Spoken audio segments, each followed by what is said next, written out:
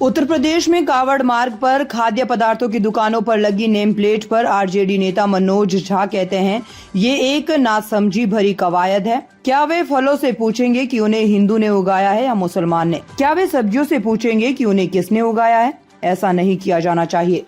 ये इस तरह का माइंडलेस एक्सरसाइज है। क्या करना चाह रहे हैं इस देश को भाई? गेहूं की बालियां से पूछोगे कि हिंदू के हो कि मुसलमान के हो? ये जो सेब या आम या जो फल रास्ते में बिकते हैं वो सलमान का ये समरेश के खेत से निकल करके आया, उसके पेड़ से। ये जो पानी की टंकियों का केयर टेकर है कौन है? उस्मान है या उमेश है? कहां ले जा रहे हैं इस देश को? क्या क्या बांटोगे? गेहूं की बालियां, दूध मदर डेयरी का है, कोऑपरेटिव में डाला है वो दूध। हिंदू है या मुसलमान है? ये बना के रख दिया इस देश को। अब मुझे पता चला ये हरिद्वार तक पहुंचा है। मैं महाकाल मंदिर गया था, मैंने महाकाल की एक तस्वीर ली, बेचने वाला मुसलमान था। ये सवाल कैसे महत्वपूर्ण है? मेरे एक मित्र मूर्तियों को उन्होंने स्थापित किया है नोएडा में। उन्होंने मुझसे बताया कि एक जो मिश्रा जी थे वो रेट इतना मांग रहे थे, नासिर नाम के एक व्यक्ति ने उससे 40% कम में मूर्तियां बनाई। मतलब इस देश के मिजाज के साथ मत खेलिए, इसको मत बर्बाद करिए। आप अंतहीन है ये। गेहूं की बालियों से पूछोगे, धान के खेत में जाओगे, सब्जियों से पूछोगे, हे सब्जी तुमको किसने उगाया, तुमको पानी किसने डाला? मैं समझता हूं पूरा देश मर्माहत होना चाहिए।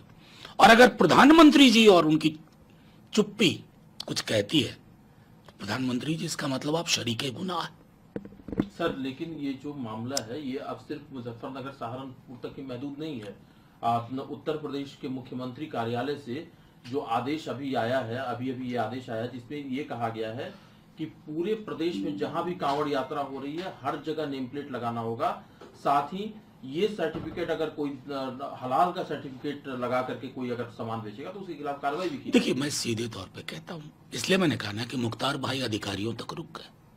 ये मामला राज्य की सहमति से हुआ और राज्य की समझ कितनी है हिंदुस्तान के इतिहास की। मैं बार बार कहता हूं, कल भी कहा था आपसे, ये महासागर है साहब, इसे तालाब मत बनाइए। यहां हिंदुओं के जुलूस में मुसलमान शरबत पिलाते हैं, मेवा बांटते हैं, और मुसलमानों के जुलूस में हिंदू शरबत बांटते हैं, शरबत बांटते हैं, मेवा बांटते हैं।